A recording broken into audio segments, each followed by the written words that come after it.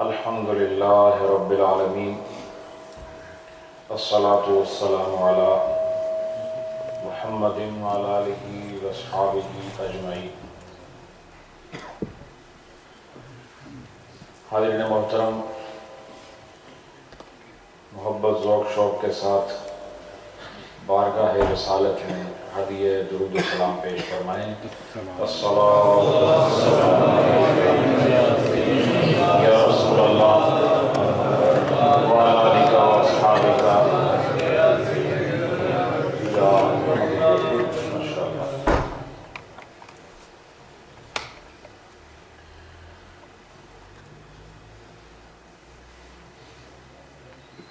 شاید ہی کوئی ایسا انسان ہو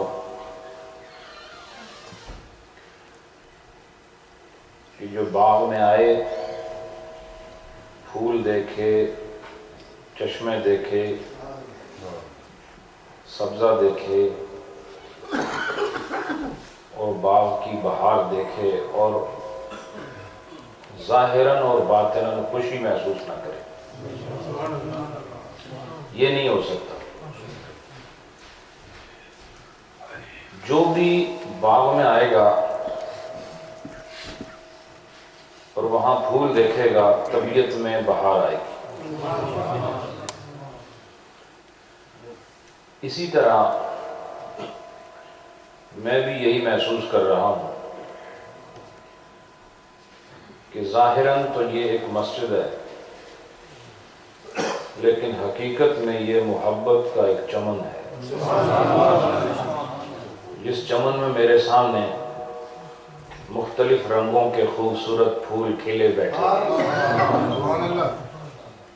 اور ہر پھول سے محبت کی خوشبو آ رہی ہے، اور ہر چہرہ بتا رہا ہے کہ ہر سینہ بہاروں سے معمور ہے، اور ہر آنکھ نبی پاک کی محبت میں مسرور ہے، اور ہر دل ذکر الہی میں مصروف ہے۔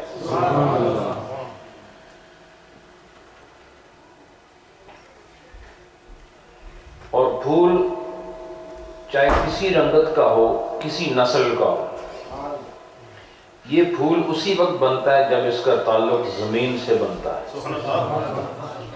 جب تک یہ زمین سے متصل نہ ہو، یہ پھول کی منزل تک پہنچتا نہیں۔ وہ زمین اس کے لیے اصل ہے۔ زمین نہ ہو تو پھول کا وجود نہیں۔ بہاروں کا تعلق بھی زمین کے ساتھ ہے، چشموں کا تعلق بھی زمین کے ساتھ ہے، آبشاروں کا تعلق بھی زمین کے ساتھ ہے، دریاؤں کا تعلق بھی زمین کے ساتھ ہے، سبزہ زاروں کا تعلق بھی زمین کے ساتھ ہے۔ زمین اصل ٹھہری، زمین نہ ہو تو بہار کا وجود نظر نہیں آتا۔ اس لیے آپ بھی تو پھول ہیں، کوئی آپ کی بھی زمین ہونی چاہیے، کوئی آپ کی بھی اصل ہونی چاہیے۔ میں آپ کو بتاتا ہوں، ہم سب کی اصل جناب محمد الرسول اللہ ہے۔ وہ ہماری اصل ہیں، اور جب وہ اصل ہیں،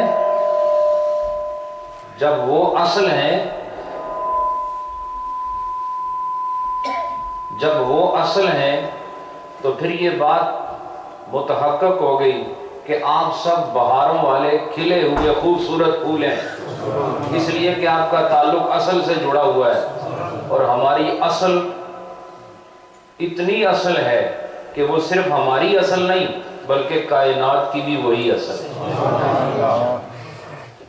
اصل کسے کہتے ہیں؟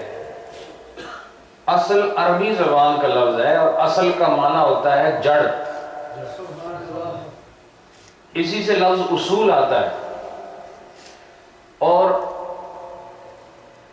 اصل کے بغیر درخت متصور نہیں، نہ اس کی کھال اور چھال متصور ہے، نہ اس کا تنا متصور ہے، نہ اس کی ٹہنیاں متصور ہیں، نہ اس کے پتے متصور ہیں، نہ اس کے پھول متصور ہیں۔ یہ ساری بہار آپ کو زمین سے اوپر نظر آتی ہے، زمین کے نیچے کچھ نظر نہیں آتا، کیونکہ آپ کی نظر زمین کی سطح پر موجود ہے۔ آپ کو صرف بہار نظر آتی ہے، لیکن اس بہار کی جو اصل طاقت ہے وہ نظر نہیں آتی، لیکن اس کو مانتے تو ہو کہ نہیں؟ درخت جب کھڑا ہو تو مانتے ہو کہ نہیں جڑوں کا فیض ہے؟ بولو نا، تو جڑ نظر آتی ہے؟ جڑ نظر نہیں آتی، جڑ زیر زمین ہوتی ہے اور بہار بالائے زمین ہوتی ہے۔ جڑ خفیہ طور پر اپنا فیض دے رہی ہوتی ہے، جڑ نظر نہیں آتی اور اپنا کام کر رہی ہوتی ہے۔ ایسے مصطفیٰ نظر آئیں نہ آئیں، یہ بہار ان کے قدموں کا صدقہ ہے، اور فیض خفیہ طور پر جاری ہے، نظر نہیں آتا، لیکن فیض خفیہ طور پر جاری ہے۔ ہر ایک کو مجھے بتاؤ، جب درخت سے جڑ جڑی ہوئی ہے تو جو درخت کا تنا ہے اس کو بھی فیض جڑ دے رہی؟ بولو دوسرا بھائی، جب درخت کا تنا موجود ہے اس کو فیض کون دے رہا ہے؟ بولتے نہیں آپ، تھوڑی جڑاں کھوکھلیاں تو نہیں ہیں، بولتے کیوں نہیں؟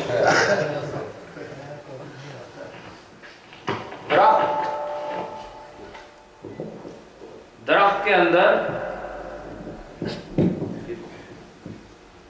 کے اندر آپ کو بہار نظر آئی، تنے کے اندر فیض کس کا ہے؟ جڑ کا ہے، اور تنے کے باہر جو اس کی کھال یا چھال ہوتی ہے وہ کس کا فیض ہے؟ جڑ کا ہے، اور پھر اس کے اندر جو شاخ ہے تنے کے ساتھ جڑی ہوئی اس کے اندر کس کا فیض ہے؟ جڑ کا ہے، اور اس شاخ کے ساتھ جو پتے لگے ہوئے اس میں کس کا فیض ہے؟ اور پھر ان پتوں کے ساتھ جو پھل لگا ہوا ہے اس میں کس کا فیض ہے؟ تو دیکھو جس طرح ایک درخت کو اس کے ہر جز کو ایک ہی چیز فیض دے رہی ہے، ایسے ہی ساری کائنات کو ایک ہی ذات فیض دے رہی ہے جسے محمد کہتے ہیں۔ اب وہ انسان ہے یا جن ہے، وہ رینگنے والا ہے یا اڑنے والا ہے، وہ چلنے والا ہے یا تیرنے والا ہے، وہ جامد ہے یا متحرک ہے، وہ خشک ہے یا تر ہے، وہ زمینی ہے یا آسمانی ہے۔ جس طرح جڑ بغیر دکھائے اپنا فیض پورے درخت کو دے رہی ہے، ایسے ہی بغیر دکھائے جناب محمد پوری کائنات کو فیض دے رہے ہیں۔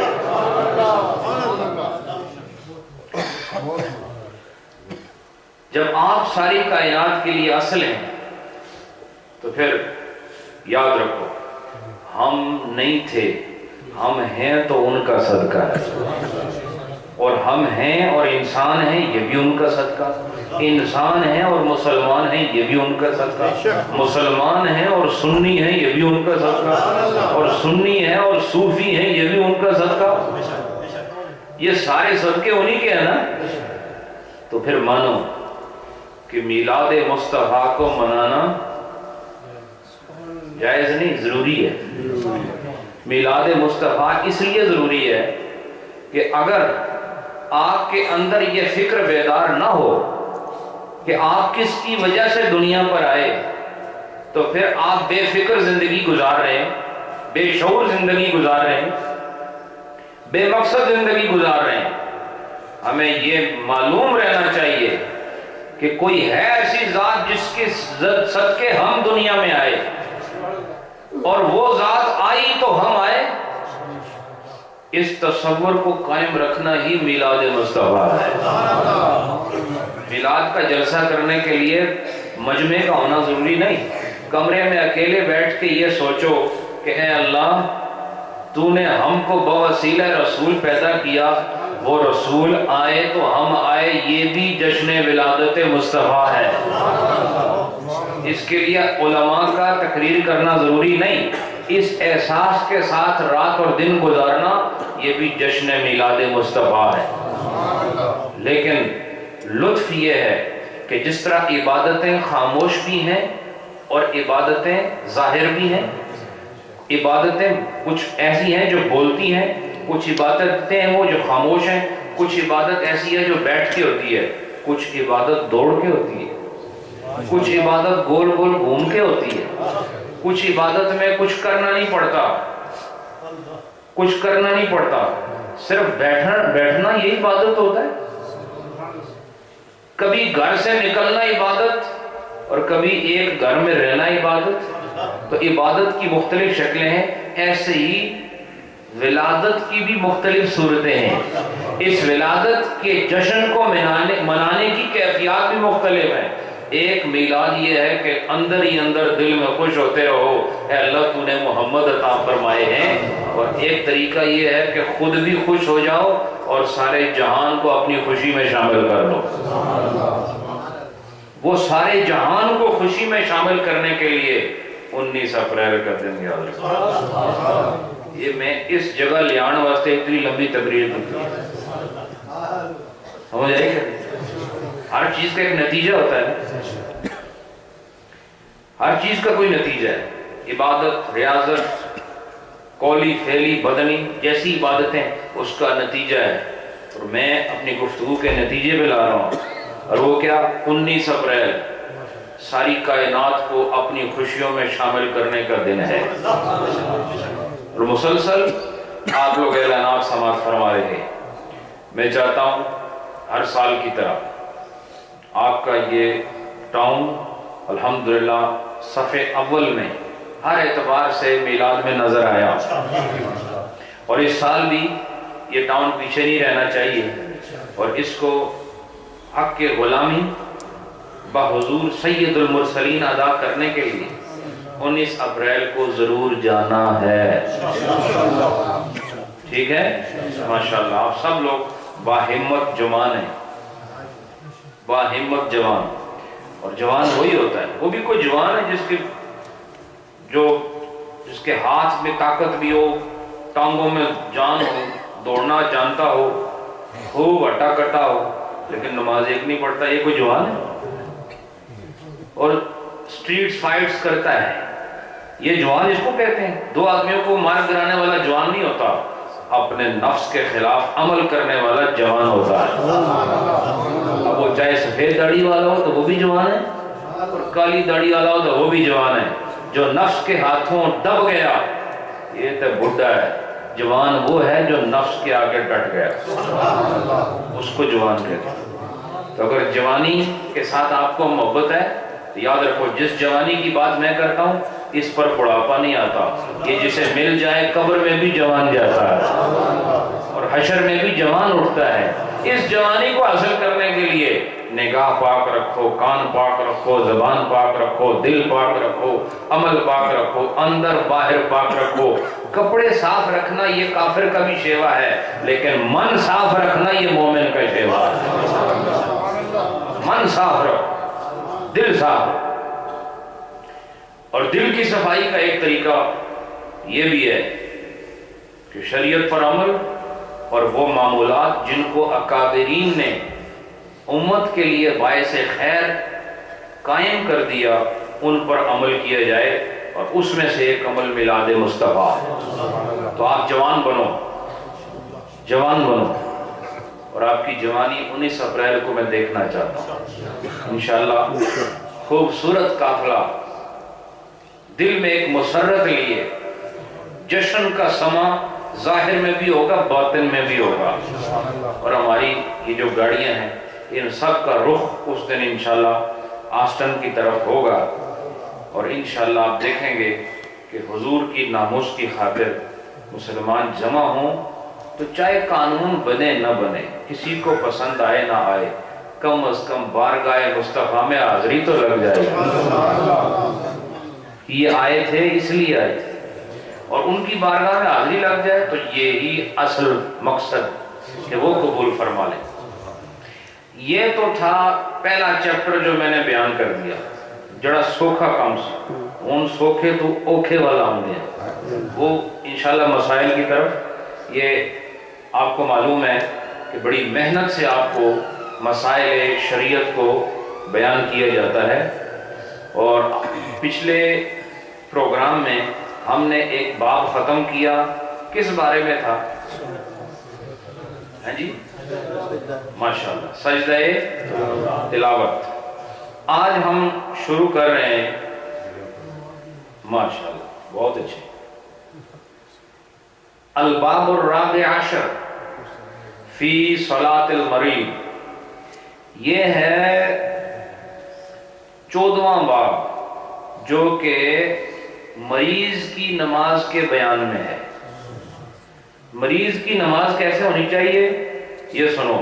اب جتنے آپ کرسیوں پہ بیٹھے ہو آپ کے لیے خصوصی طور پر، اور جڑے تھلے بیٹھے ہو تھوڑے واسطے عمومی طور پر، یہ درس اب سے لے کے جہاں تک ختم ہوتا ہے بہت ضروری ہے، کیونکہ اس درس کو سننے کے بعد آپ لوگ سمجھ جائیں گے کہ کیا آپ کرسی پر بیٹھنے کا جو کرائیٹیریا ہے اس کو میٹ کرتے ہیں یا ویسے ہی کرسی نال میٹ کرتے ہیں، سمجھ آئی گا؟ تو اب انشاءاللہ یہ بیان ہوگا، چونکہ نماز آپ نے پڑھنی ہے اللہ کے لیے۔ تھوڑی سی سستی کے ساتھ اگر نماز قبول نہ ہو تو یہ بڑی بدنصیبی ہے۔ خدا نے آپ کو جو طاقت دی ہے وہ اتنا آپ سے کام لیتا ہے جتنی اس نے آپ کو طاقت دی ہے۔ اگر آپ کو کھڑے ہونے کی طاقت دی ہے تو کہتا ہے کھڑے ہو کے پڑھو، اگر آپ نہیں پڑھ سکتے کھڑے ہو کے، پھر وہ نہیں کہتا کھڑے ہو کے پڑھو، پھر وہ کہتا ہے جیسے پڑھ سکتے ہو ویسے پڑھو۔ لیکن طاقت دی ہو کھڑے ہونے کی اور پڑھو بیٹھ کے۔ اب میری بات پر غور کرنا، رب العالمین نے جو کرم کیا اس کا بدلہ تو آپ نہیں دے سکتے، لیکن حکم تعبدی تو مان سکتے ہو نا۔ اس نے طاقت دی کھڑے ہونے کی اور آپ کھڑے نہیں ہوتے، تو یہ نماز آپ بتا دو قبول ہونی چاہیے؟ آپ بتاؤ نا۔ آپ کو اللہ نے کہا کھڑے ہو کے نماز پڑھو، اور کھڑے ہونے کی اللہ نے طاقت بھی دے دی۔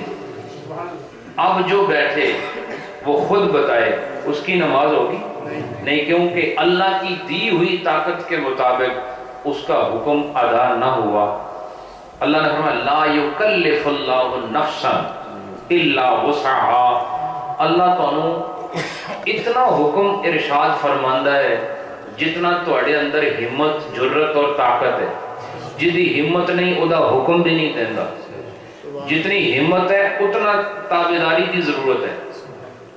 اب میں مسائل کی طرف بڑھ رہا ہوں، سنتے جاؤ اور خود فیصلہ کرو کہ آپ کو کیسے نماز پڑھنی چاہیے، ٹھیک ہے؟ بہت اہم باب ہے یہ۔ اذا عجز المریض عن القیام صلی قاعدا یرکع ویسجد۔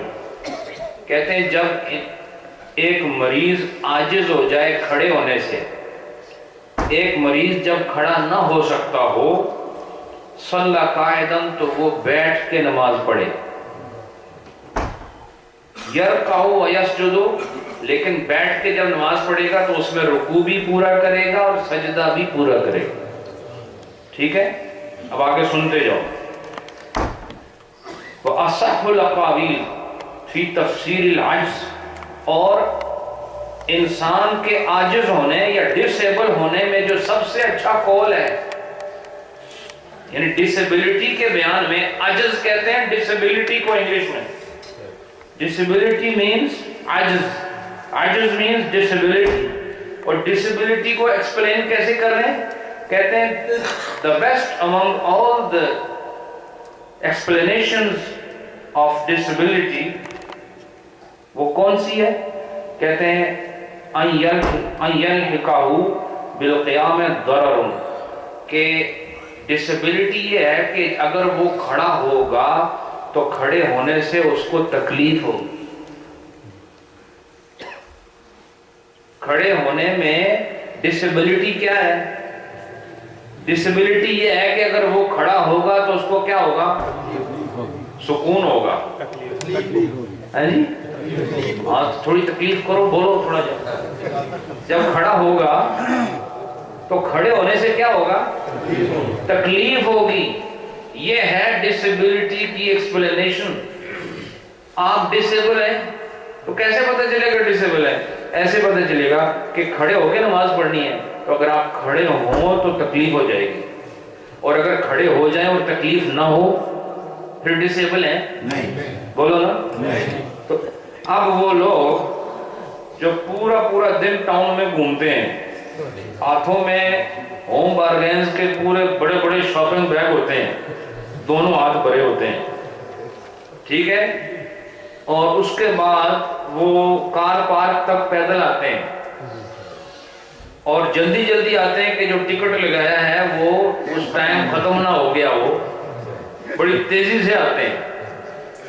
تو یہ جو ہوم بارگینز میں تو چلتا ہوا گیا اور مسجد میں آ کے بیٹھ گیا، اس کے بارے میں مجھے آپ فتویٰ دو۔ یہ بالکل ٹھیک ٹھاک ہے بھائی، میں آپ سے پریکٹیکل انداز میں بات کر رہا ہوں۔ وہ جو آسڈا کے اندر اور سپر سٹورز کے اندر تو چلتے ہوئے گیا، دوڑتے ہوئے گیا، مڑی دوڑیا گڈی وہ ٹکٹ ہی نہ لگ جائے تو ہتھے وچ شاپر کیا آنے اس شاپر یا اچھا وہ بھی نال ہے، تو آ کے مسجد میں آیا تو بیٹھ گیا۔ اب بتاؤ اس کا بیٹھ کر نماز پڑھنے سے نماز ہو جائے گی؟ نہیں۔ اب یہ تفصیل طلب مسئلہ ہے، آگے سنتے جاؤ۔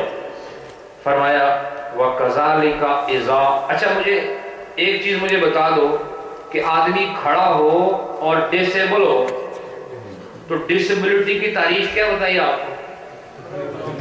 کہ اگر وہ کھڑا ہوگا تو کیا ہوگا؟ اگر تکلیف نہ ہو پھر ڈسیبل ہے؟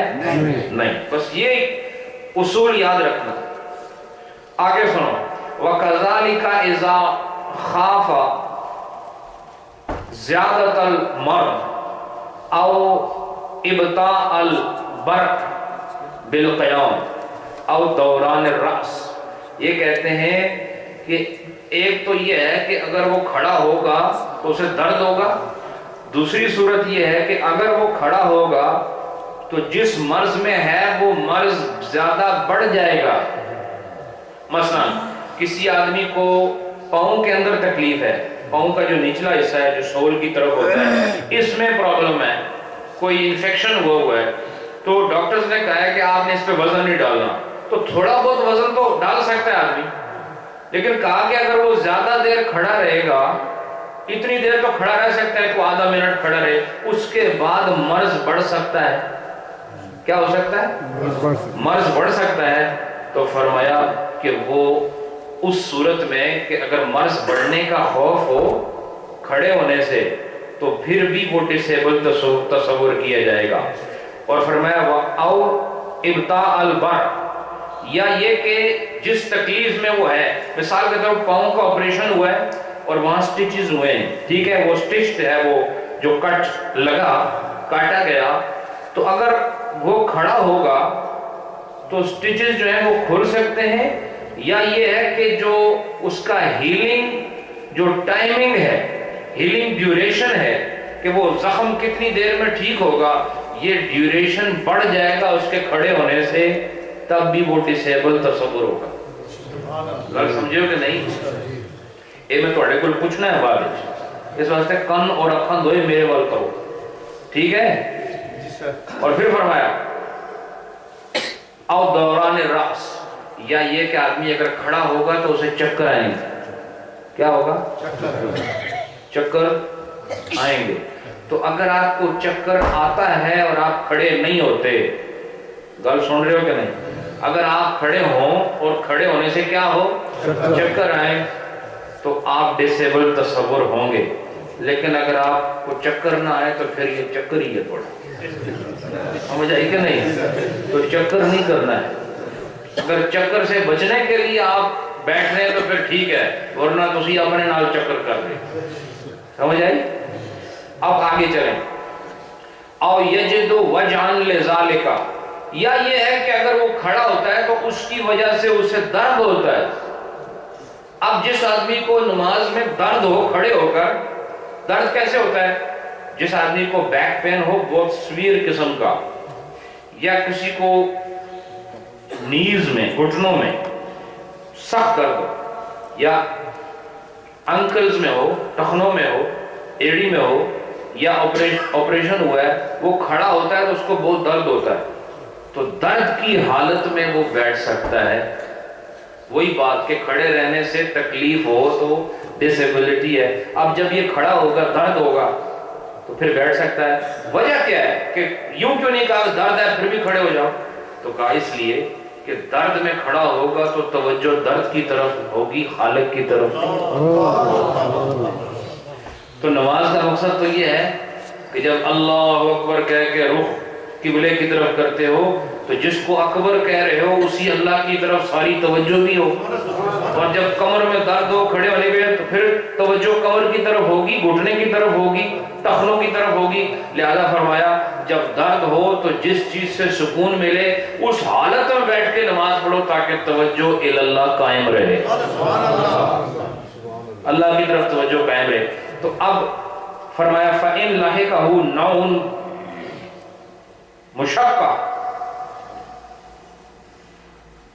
لم یجز ترک ذالک القیام، اور کہا اگر چھوٹی موٹی تکلیف ہو، کیا چھوٹی موٹی تکلیف ہو، چھوٹی موٹی تکلیف کون سی ہوتی ہے؟ دیکھو تکلیف کا ایک درجہ نہیں ہوتا، پیٹ میں درد ہوتا ہے نا، سر میں بھی درد ہوتا ہے، تو کیا کائنات میں جتنے سر کے درد ہیں ان کا لیول اور ان کی جو یعنی انٹینسٹی ہے وہ ایک ہے؟ بولو نا، یعنی ہیڈ ایک ہوتا ہے تو سب کو برابر ہیڈ ایک ہوتا ہے؟ کسی کو پیچھے ہوتا ہے، کسی کو آگے ہوتا ہے، کوئی کہتا ہے میرے آدھے سری درد ہے، کوئی کہتا ہے مجھے تھوڑا درد ہے، کوئی کہتا ہے مجھے زیادہ درد ہے۔ تو تھوڑا زیادہ ایک درد ہوتا ہے لیکن برداشت ہوتا ہے، سمجھ آئی کہ نہیں؟ ایک وہ درد ہوتا ہے آپ کا چہرہ خود بتانا شروع ہو جاتا ہے، دیکھنے والا سمجھ جاتا ہے انہوں درد ہے، اور ایک وہ ہے کہ آپ کو درد ہوتا ہے لیکن پرواہ نہیں کرتے آپ۔ کہا کہ ایسا درد جو چھوٹا موٹا ہو، جس کا پتہ نہ چلتا ہو، چھوٹا موٹا ہو، اس صورت میں اگر کوئی بیٹھ گیا تو اس کے لیے یہ جائز نہیں ہے، سمجھ آئی کہ نہیں؟ اگر چھوٹا موٹا ہے تو پھر جائز نہیں ہے۔ پھر فرمایا وَلَوْ كَانَ قَادِرًا عَلَى بَعْضِ الْقِيَامِ، اب یہ مسئلہ ضروری ہے، سنو۔ وَلَوْ كَانَ قَادِرًا عَلَى بَعْضِ الْقِيَامِ دُونَ تَمَامِهِ، ایک آدمی کھڑا تو ہو سکتا ہے لیکن پورا ٹائم نہیں کھڑا ہو سکتا، تھوڑا سا کھڑا ہو سکتا ہے۔ ایسے بھی ہوتا ہے کہ آپ آئے نماز کے لیے، آپ کو ڈسیبلٹی ہے، تو آپ جب آتے ہیں چل کر ہی آتے ہو نا، تھوڑا بہت تو کھڑا ہو سکتا ہے۔ بعض لوگوں کی تکلیف ایسی ہوتی ہے کہ وہ 15 سیکنڈ 20 سیکنڈ 30 سیکنڈ کھڑے ہو سکتے ہیں، اور 30 سیکنڈ کے بعد پھر نہیں کھڑے ہو سکتے، پھر ان کو بیٹھنا پڑتا ہے۔ لیکن ایسا نہیں کہ وہ بالکل نہیں کھڑے ہو سکتے، تھوڑا سا کھڑا ہونا ان کے لیے ممکن ہو، تھوڑا سا کھڑا ہونا ان کے لیے ممکن ہو، زیادہ نہ کھڑے ہو سکتے ہوں، تو فرمایا یؤمر بأن یقوم قدر ما یقدر، یہ کہتے ہیں اس کو پھر یہ حکم دیا جائے گا کہ جتنی دیر تم کھڑے ہو سکتے ہو اتنی دیر کھڑے رہو، پھر بیٹھو۔ اب بات سمجھے کہ نہیں؟ مثلا آپ کو کمر میں درد ہے، لیکن درد تب ہوتا ہے جب 1 منٹ کھڑے رہو continuously, 1 minute for 1 minute. If you stand up continuously for 1 minute, you start feeling the pain of any injury. کوئی بھی تکلیف ہو آپ کو، 1 منٹ سے پہلے درد نہیں ہوتا، 1 منٹ تک کھڑے رہ سکتے ہو، تو حکم یہ 1 منٹ کھڑے رہو پھر بیٹھو۔ دیکھو آپ، یعنی یہ اب آپ نے وہ تمام لوگ جو کرسیاں استعمال کرتے ہیں وہ خود یہ ڈیسیجن میک کریں کہ وہ کون سے سٹیج کے مریض ہیں اور ان کی ڈسیبلٹی کس حد تک ہے۔ تو یہ کہتے ہیں کہ یؤمرو، ان کو حکم دیا جائے گا کس چیز کا؟ کہ وہ جتنی دیر کھڑے رہ سکتے ہیں اتنی دیر کھڑے رہیں، حتی اذا کان قادرا علی ان یکبر قائما۔ اب یہ کہتے ہیں کہ کھڑے رہنے کی مقدار تو کچھ بھی ہو سکتی ہے. وہ یہ کہتے ہیں کہ اگر وہ صرف اتنی دیر بھی کھڑے رہنے کی قدرت رکھتا ہے کہ وہ کھڑے ہو کے اللہ اکبر کہہ دے. سنو میری بات, کتنی دیر کھڑا رہ سکتا ہے کہ صرف اللہ اکبر کہہ سکے, تو کیا ہوگا؟ یکبر قائما, تو کہا اس کو یہ حکم دیا جائے گا کہ وہ کھڑے ہو کے تکبیر کہے پھر بیٹھے. اب دیکھو آپ کہ ہمارے لوگوں نے کیا حشر کا نشر اور نشر کا حشر کیا ہوا ہے. حکم کیا ہے کہ جتنی دیر کھڑے رہ سکتے ہو اتنی دیر کھڑے رہ کے پھر بیٹھنا ہے. اور فرمایا یہاں تک کہ اگر صرف اتنی دیر کھڑے رہ سکتے ہو کہ اللہ اکبر کھڑے ہو کہہ دو. اللہ اکبر میں کتنی دیر لگتی ہے؟ میں کہتا ہوں اللہ اکبر, کتنی دیر لگی ہے؟ بولتے نہیں آپ لوگ سائنسی لوگ ہو سارے, یہ سب جتنے تھے بیٹھے ہو جہاز تو صحیح تو بنائیں سارے, بولتے کیوں نہیں آپ؟ میں کہہ رہا ہوں نہیں, اللہ اکبر کتنی دیر لگی اس میں؟ 1 سیکنڈ. کتنی دیر لگی؟ اس کا مطلب یہ ہوا کہ جو 1 سیکنڈ کھڑا رہ سکتا ہے بغیر 1 سیکنڈ کھڑے, اس کی نماز نہیں ہوتی. سمجھ؟ یہ ہے, یعنی آپ کی قدرت کتنی ہے, کیپیبلٹی کتنی ہے کہ you can stand up to 1 second. تو اگر وہ 1 سیکنڈ کے لیے نہیں کھڑے ہوں گے تو آپ کی نماز نہیں ہو. کیوں کہ کھڑے ہونا فرض ہے. نماز میں قیام کیا ہے؟ بولو نا.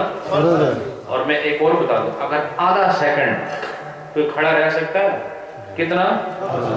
اور آدھے سیکنڈ میں بھی اللہ اکبر کہا جا سکتا ہے, کیونکہ مولویاں دی اللہ اکبر تے نمازیاں دی اللہ اکبر ہی فرق ہوتا ہے. مولوی تو دسنا ہونا ہے میری آواز اللہ اکبر, تو نمازیاں اللہ اکبر. کتنی دیر لگی؟ آدھا سیکنڈ لگا کہ نہیں؟ پتہ چلا کسی کے لیے آدھا سیکنڈ کھڑا ہونا بھی فرض ہے, کسی کے لیے 1 سیکنڈ فرض ہے, کسی کے لیے 5 سیکنڈ فرض ہے, کسی کے لیے آدھا منٹ فرض ہے. جتنی تمہاری قدرت ہے اتنا تم پر فرض ہے. بات سمجھے کہ نہیں؟ یہ مسئلہ آپ کو سمجھ آ رہا ہے؟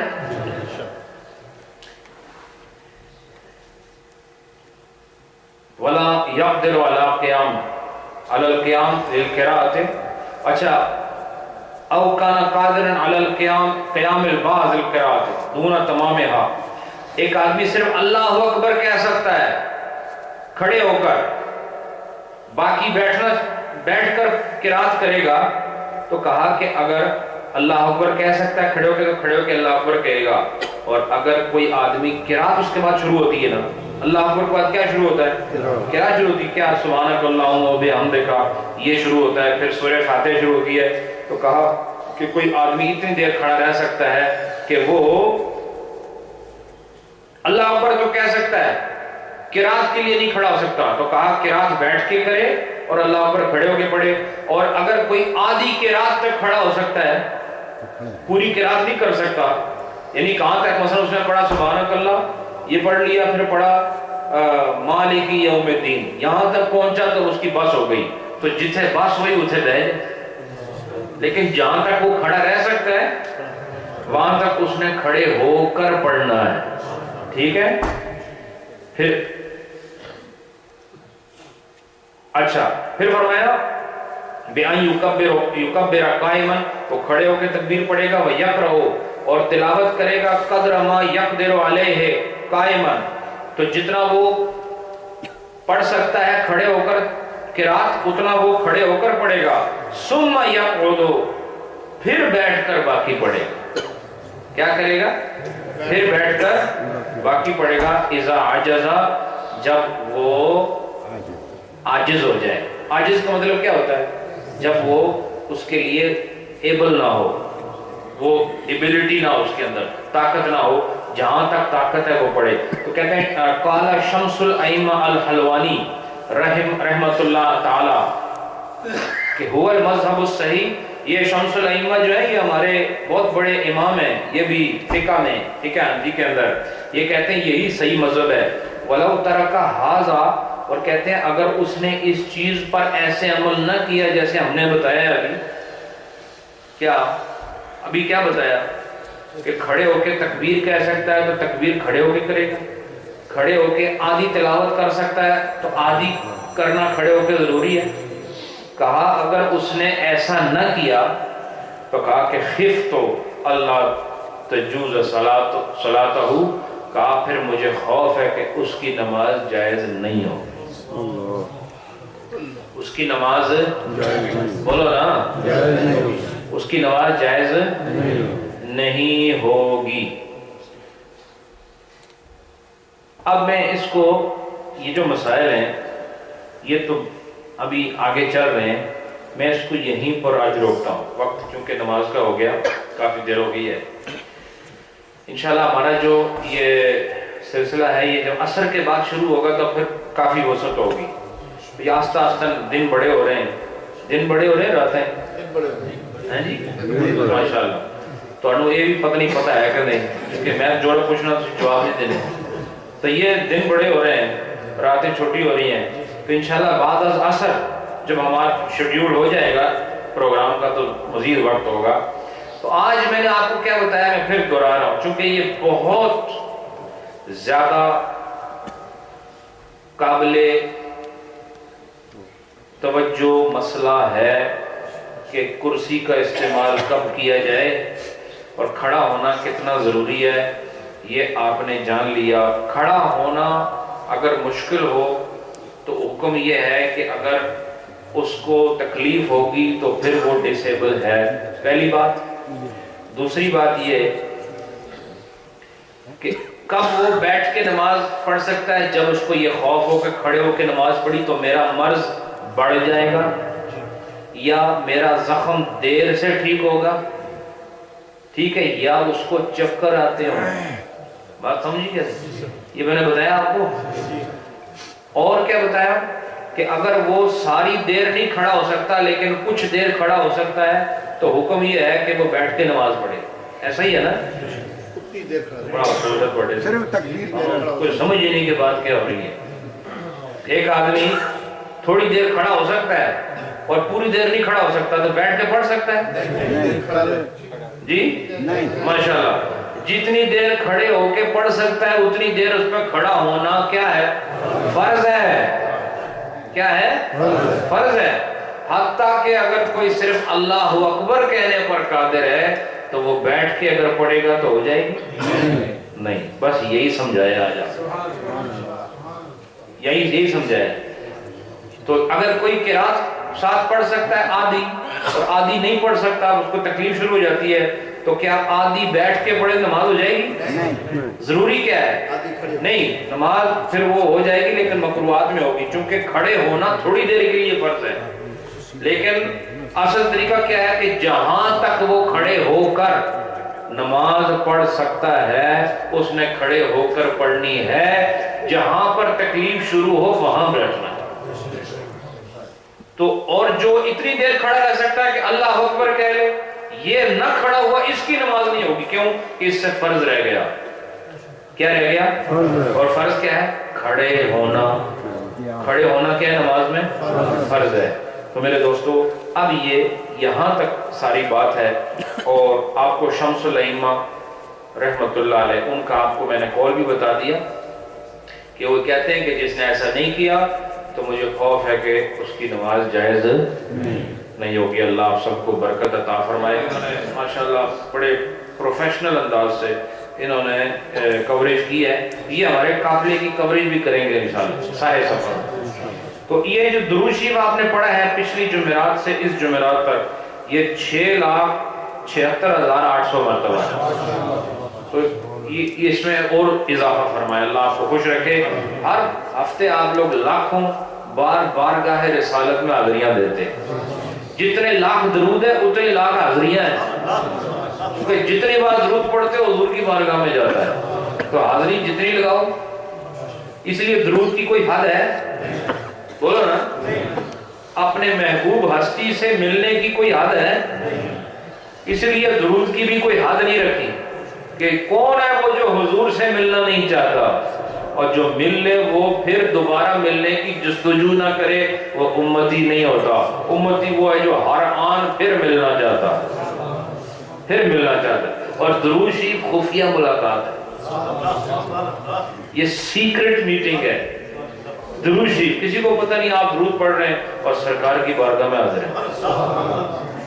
اسے درود شریف نہ چھوڑنا، بہت کثرت کے ساتھ آپ نے درود شریف پڑھنا ہے۔ اللہ آپ سب کو خوش رکھے۔ ختم شریف پڑھتے ہیں کہ ختم میں بھی میں نے دیکھا کہ تسی ختم ہی ہو جاتے، ذرا ختم پڑھے، دنیا کو پتہ چلے ختم پڑھ رہے ہیں۔ اتنے لوگ کٹھے ہو کے جو کوئی لڑائی کرن تو پوری دنیا کو پتہ چل جائے، اتنا رولا کرو سا۔ تو اللہ کا ذکر بھی تھوڑا سا آوازیں اٹھایا کرو تاکہ ایک کیفیت پیدا ہوتی ہے، کیفیت پیدا ہوتی ہے۔ اس کیفیت کو پیدا کرنے کے لیے آوازیں بلند رکھو۔ تو تھوڑی دیر انشاءاللہ ختم شریف، پھر ذکر اور پھر دعا کے بعد نماز کے بعد انشاءاللہ آپ سب کی خدمت میں لنگر پیش کیا جائے گا۔ بسم اللہ الرحمن الرحیم، بسم اللہ الرحمن الرحیم، بسم اللہ الرحمن الرحیم۔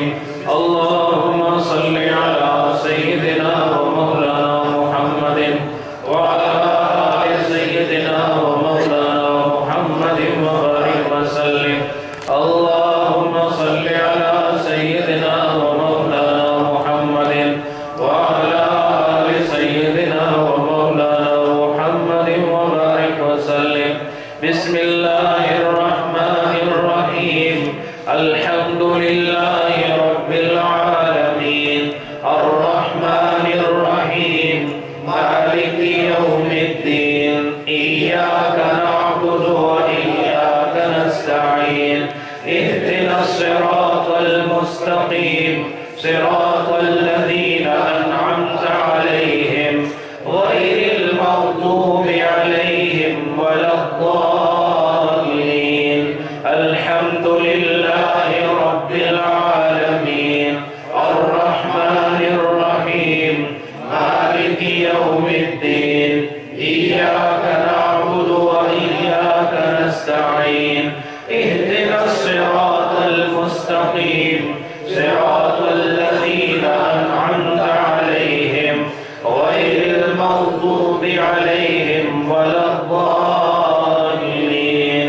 بسم اللہ الرحمن الرحیم، ألم نشرح لك صدرك ووضعنا عنك وزرك الذي أنقض ظهرك ورفعنا لك ذكرك فإن مع العسر يسرا، إن مع العسر يسرا، فإذا فرغت فانصب وإلى ربك فارغب۔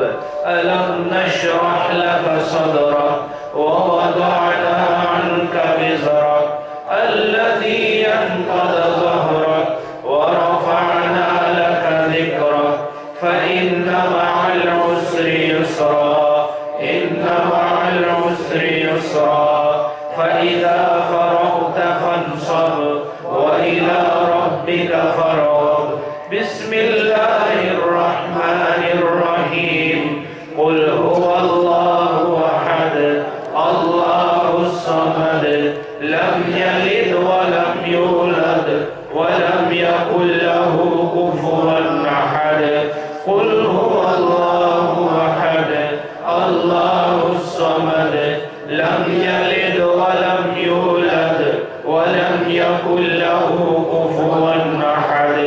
قل هو الله أحد الله الصمد لم يلد ولم يولد ولم يكن له كفوا أحد۔ قل هو الله أحد الله الصمد لم يلد ولم يولد ولم يكن له كفوا أحد۔ قل هو الله أحد الله الصمد لم يلد ولم يولد ولم يكن له كفوا أحد۔ قل هو الله أحد الله الصمد لم يلد ولم يولد ولم يكن له كفوا أحد۔ قل هو الله أحد الله الصمد لم يلد ولم يولد ولم يكن له كفوا أحد۔ أحد قل هو الله أحد الله الصمد لم يلد ولم يولد ولم يكن له كفوا أحد قل هو الله أحد الله الصمد لم يلد ولم يولد ولم يكن له كفوا أحد قل هو الله أحد الله الصمد لم يلد ولم يولد ولم يكن له كفوا أحد قل هو الله أحد الله الصمد لم يلد ولم يولد ولم يكن له كفوا أحد قل هو الله أحد الله الصمد لم يلد ولم يولد ولم يكن له كفوا أحد بسم الله الرحمن الرحيم اللهم يا قاضي الحاجات يا قاضي الحاجات يا قاضي الحاجات يا قاضي الحاجات بسم الله الرحمن الرحيم اللهم يا كافي المهمات يا كافي المهمات يا كافي المهمات يا كافي المهمات بسم الله الرحمن الرحيم اللهم يا رافع الدرجات يا رافع الدرجات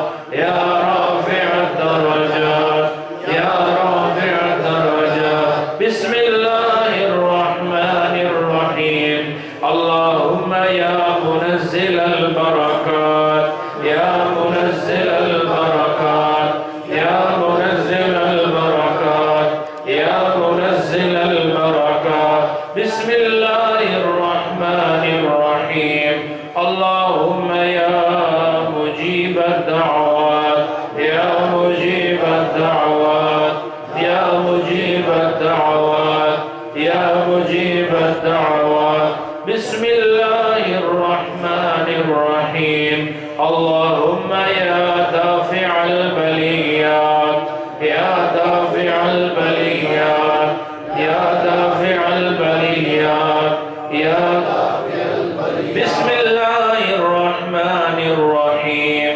اللهم يا حل المشكلات يا حل المشكلات يا حل المشكلات يا حل المشكلات بسم الله الرحمن الرحيم اللهم يا شافي الأمراض يا شافي الأمراض يا شافي الأمراض يا شافي الأمراض بسم الله الرحمن الرحيم اللهم يا مسبب الأسباب يا مسبب الأسباب يا مسبب الأسباب يا مسبب الأسباب بسم الله الرحمن الرحيم اللهم يا مفتح الأبواب يا مفتح الأبواب يا مفتح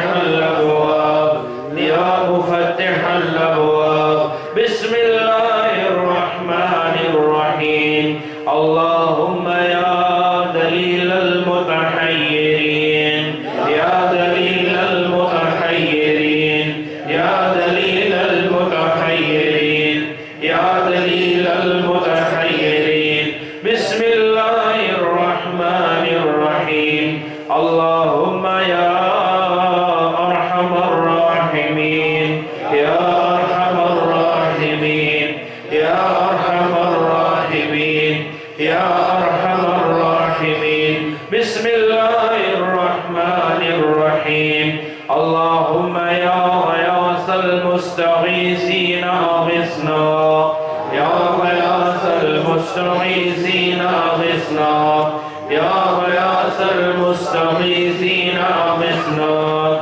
يا غياث المستغيثين أغثنا بسم الله الرحمن الرحيم اللهم يا خير الرازقين يا خير الرازقين يا خير الرازقين يا خير الرازقين بسم الله الرحمن الرحيم اللهم آمين آمين آمين آمين بسم الله الرحمن الرحيم اللهم صل على سيدنا ومولانا محمد وعلى آل سيدنا ومولانا محمد وبارك وسلم اللهم صل على سيدنا ومولانا محمد وعلى آل سيدنا ومولانا محمد وبارك وسلم وصل عليه ماشاءاللہ. یہ انشاءاللہ ذکر کی جانب بڑھتے ہیں. ہم محترم آفتاب شریف صاحب کو خوش آمدید کہتے ہیں اور حاجی صغیر صاحب محترم چاچا جولر والے ان کو بھی خوش آمدید کہتے ہیں. اللہ دونوں احباب و سب کی حاضری قبول فرمائے. ہمارے محترم راجہ محمد عمران صدیقی نقشبندی صاحب وہ متحرک ساتھی ہیں اور حضرت صاحب کے پیغامات کو پوری دنیا میں عام کرنے کا ایک بڑا جذبہ ہے ان کے اندر. بہت محنت کرتے ہیں اور انہوں نے ماشاءاللہ یہ جو آپ پڑھتے ہیں نا ختم خواجگان شریف یہ پرنٹڈ شکل میں پورا یہ لائے ہیں. یہ آپ سب کو ملے گا انشاءاللہ. تو جو ہم یہاں کلمات پڑھتے ہیں یہ بھی موجود ہیں اور ہمارا جو سال بھر کا کیلنڈر ہے یہ بھی انشاءاللہ یہ آپ کے لیے موجود ہے. جاتے ہوئے لے کر جائیں. اور کچھ جو یہاں محی الاسلام صدیقیہ سے خوشبوؤں کا بندوبست کیا گیا ہے اس کے بھی کچھ نام یہاں انہوں نے ذکر کیے ہیں. یہ بھی آپ ضرور ساتھ لے کر جائیں. تو انشاءاللہ محترم راجہ آفتاب شریف صاحب نے انہوں نے بھی میں اعلان نہیں کرتا انہوں نے کیا اعلان کیا ہے لیکن انہوں نے ایک بہت اچھا حصہ میلاد شریف کے حوالے سے پیش کیا ہے. اللہ تعالیٰ ان کی کاوش قبول فرمائے. اور یہ ویسے نظر نہیں آتے لیکن جب نظر آتے ہیں تو کچھ کرتے ہیں ٹھیک ہے اور یہ اچھی بات ہے ماشاءاللہ. تو الحمدللہ آپ سب لوگ تشریف لائیں گے اور یہ قافلہ محبت انشاءاللہ آسٹن کی طرف برمنگھم کی طرف رواں دواں ہوگا. وقت کا خیال رکھیے گا. آپ کے ساتھ آپ کے گھر سے جو مائیں بہنیں بچیاں آ رہی ہیں وہ بھی اور جو میری آواز اوپر جو مائیں بہنیں بیٹیاں آئی ہوئی ہیں وہ جو سن رہی ہیں وہ سب ذہن میں رکھیں کہ اس میں تاخیر نہ کرنا. اگر کوئی ساتھی رہ گیا تو گلہ بھی نہ کرنا. تو گلہ کیا بھی تک کون سا آپ نے ہمیں کلیم کرنا ہے. تو اس لیے میں کہتا ہوں وقت کی بہت آپ نے خیال رکھنا ہے. وہاں ہم تقریباً لیٹ ہی گئے جب بھی گئے ہم گئے تو اس کے بعد قافلہ چلنا شروع ہوا ہے. ایسے 2 دفعہ ہو چکا ہے. تو میں نہیں چاہتا ہے ہیٹرک ہو تیسری بار بھی ایسا ہی ہو. آپ ذرا جلدی تشریف لائیں تاکہ ہم بر وقت یہاں سے نکلیں اور تقریباً 11 بجے تاکہ ہم وہاں پہنچ جائیں اور خوبصورتی کے ساتھ پھر ہم آسٹن پارک کی طرف جلوس کی شکل میں ہم روانہ ہوں. اللہ سب کو خوشیاں عطا فرمائے. بتیاں بجائیں تھوڑی دیر ذکر پیار محبت کے ساتھ پھر انشاءاللہ دعا اور نماز ہوگی.